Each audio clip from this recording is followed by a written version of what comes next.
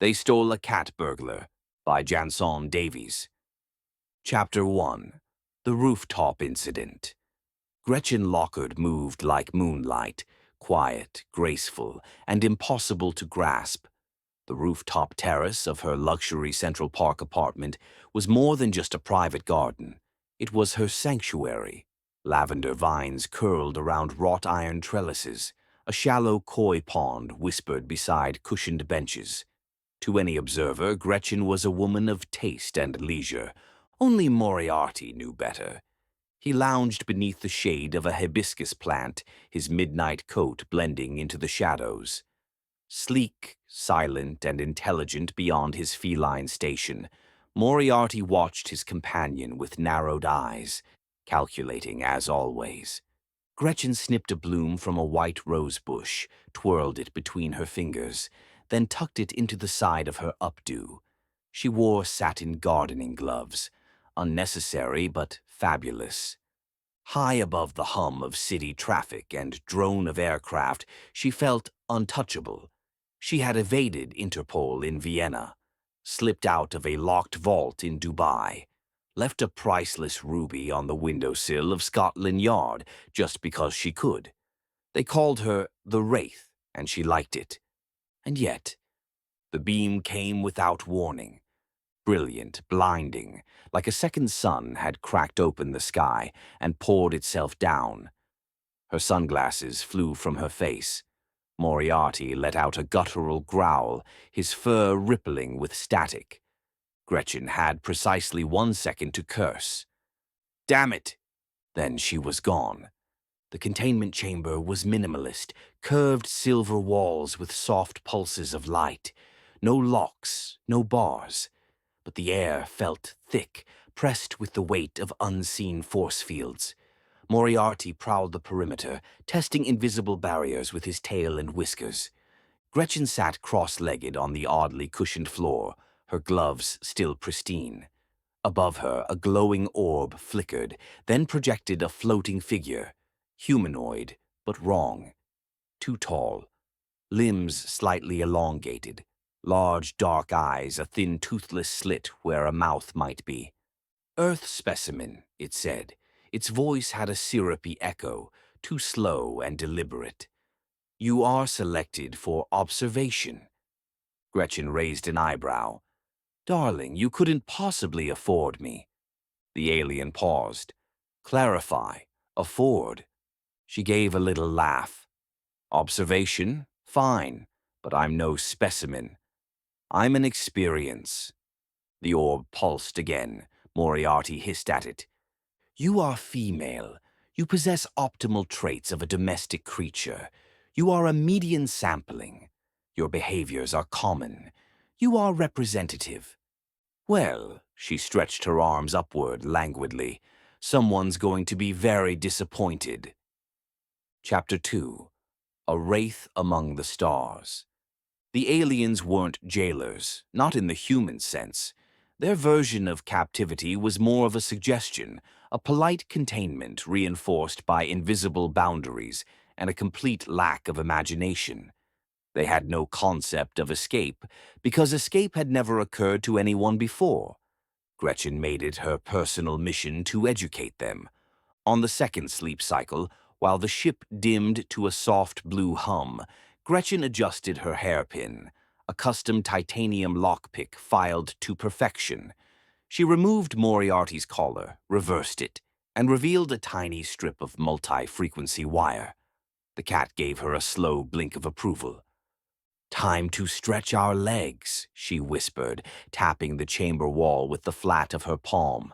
A satisfying ripple passed through it. Vulnerable. She flicked the wire against the pulse seam and counted. 1, 2, 3. A soft sound like a breath of wind exhaled from the wall. It parted. No alarms, no guards. Just corridors that twisted like seashell spirals. Moriarty padded beside her, tail flicking. His sense of direction aboard the alien vessel was uncanny, as if he'd been a spacefaring feline in another life. The ship was elegant, ornate fixtures that pulsed with internal light, transparent display panels showing star charts and abstract symbology, pod-like rooms housing floating crystals, shimmering data cores, and what she could only guess were personal treasures of the crew, tokens, heirlooms, status markers. Gretchen took nothing. That was the trick. Instead, she began placing things. A pearlescent orb that glowed faint blue was tucked into the sleeping pod of the communications officer. A translucent cube, warm to the touch, was slipped behind a control panel in the pilot's suite. A curved silver trinket that emitted soothing chimes rested beneath the captain's command console. By the fourth sleep cycle, whispers had begun. "You accessed my resting pod," said the pilot, his limbs twitching in confusion. "I did not." "My memory talisman is missing," the engineer groaned. "It was near my interface station. It is now inside the dream room of the translator." "I did not take it," the translator shrieked. "You know I do not value such things." The captain observed the rising tension in his crew with unease. Theft was rare in their culture, so rare that the word itself had no precise translation. Possession was fluid, ownership, ceremonial. The idea of something being moved without consent and hidden for spite or manipulation was unfathomable. But it was happening. Every cycle, another object misplaced, another accusation, another breakdown in trust. And Gretchen? She reclined in her chamber with Moriarty sprawled across her lap, purring as if the chaos outside was the sound of rain on a Sunday morning. She hadn't left a single fingerprint, and yet they suspected her. But suspicion wasn't enough. They lacked motive, and Gretchen had gifted them a new emotion: paranoia. The captain summoned the orb. "Earth specimen," the voice droned. "Yes, darling," Gretchen said sweetly. "There is unrest among our ranks. You are not permitted to cause unrest." "I've merely been observing," she replied, petting Moriarty's head. "Perhaps your crew needs better boundaries." "You will be more strictly monitored." She smiled. "I was hoping you'd say that." That evening, the captain's AI assistant, a crystalline node embedded with navigational protocols, emotional moderators, and translation algorithms, vanished. Without it, the ship became rudderless. Systems failed to synchronize. The vessel slowed. The crew panicked. "We cannot locate coordinates." Fuel reserves miscalculated. Cycle mapping degraded. The captain issued a protocol alert. Emergency descent was not possible. No course back to their planet. Drifting. Lost. And then Gretchen made her move. Chapter 3. Terms of Mischief. Gretchen waited precisely 36 alien hours. It was the point where desperation curdled into despair, when protocol unraveled and the crew abandoned their standard rhythms. Sleep cycles grew shorter, communications fragmented.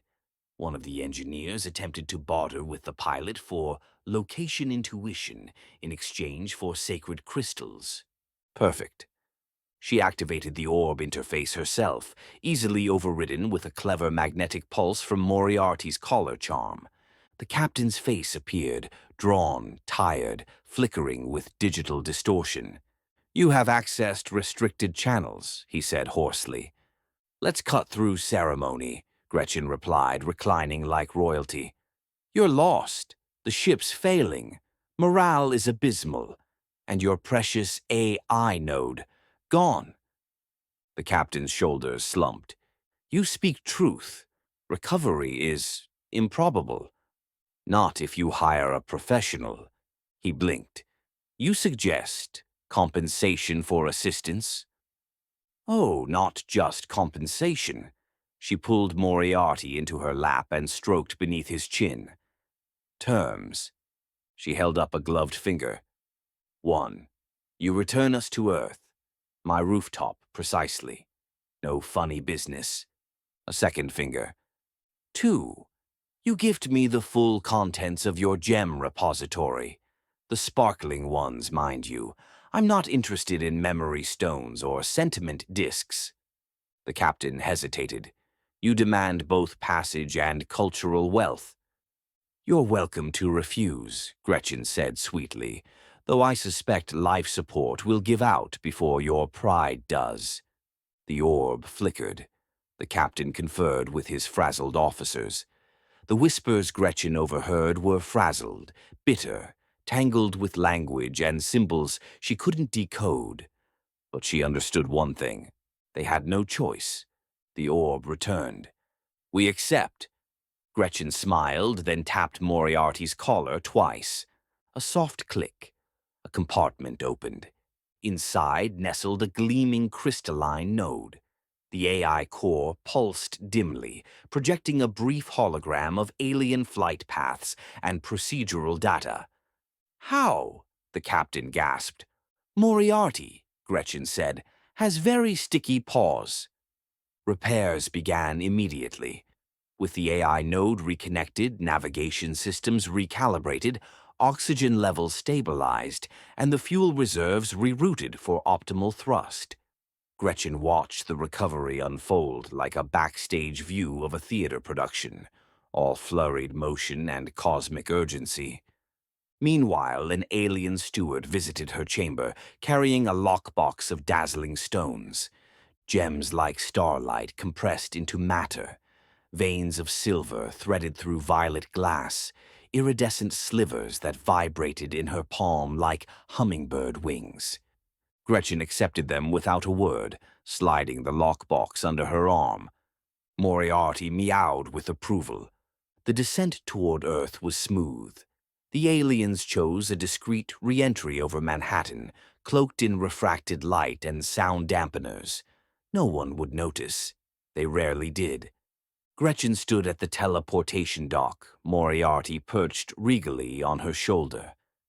Will you speak of this? The captain asked quietly. Gretchen tapped her chin. I do owe certain Interpol contacts a surprise, but no, I think I'll keep this one for me. The orb shimmered. The transport beams activated. In a flash of glittering light, Gretchen and Moriarty vanished. The rooftop was just as she'd left it.